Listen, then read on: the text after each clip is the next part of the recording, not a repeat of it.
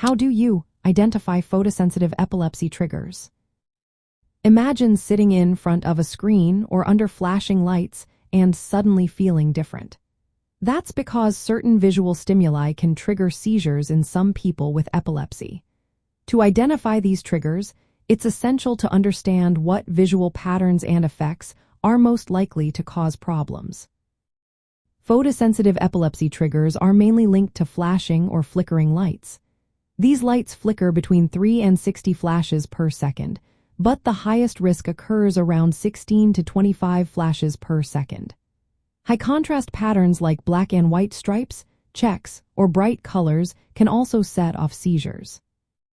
Think of strobe lights at concerts or flashing Christmas lights.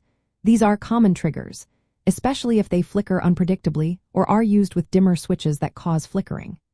Screens from televisions, computers, video games, and smartphones are frequent sources of visual triggers, especially when viewed up close or in a dark room. Virtual reality headsets can also be triggers because they involve wide fields of view and rapid image changes that can overstimulate the brain. Pay attention to how your body responds after exposure to these visual environments. Do you notice any seizure activity after playing video games, watching certain videos, or being near flashing lights? Factors like tiredness, stress, excitement, or prolonged exposure without breaks can make you more vulnerable. Watching screens in a dark room or sitting very close to the screen can increase the risk because these conditions intensify the visual stimulation. Doctors often use a test called an electroencephalogram or EEG to help identify triggers. During this test, flashing lights at different frequencies are used to see if they provoke abnormal brain activity.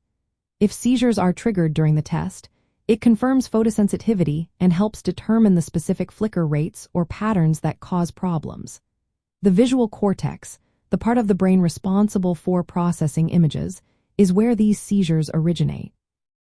When exposed to certain flickering frequencies, especially around 20 flashes per second, neurons in this area can become overly synchronized, leading to a seizure.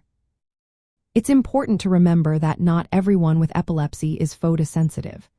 Photosensitive epilepsy affects a small percentage of people with epilepsy, more often children and young adults. Genetics can influence susceptibility, and triggers can vary from person to person. Some people might find that certain visual effects or environments are more likely to trigger seizures than others. To manage and identify triggers in daily life, keeping a seizure diary can be very helpful. Record when seizures happen and note any visual stimuli or environments that preceded them. This can help you and your healthcare provider spot patterns. Adjusting your environment by reducing flickering lights, avoiding certain video games, or increasing the distance from screens can also make a difference. Consulting with a healthcare professional is key to getting personalized advice and proper diagnosis.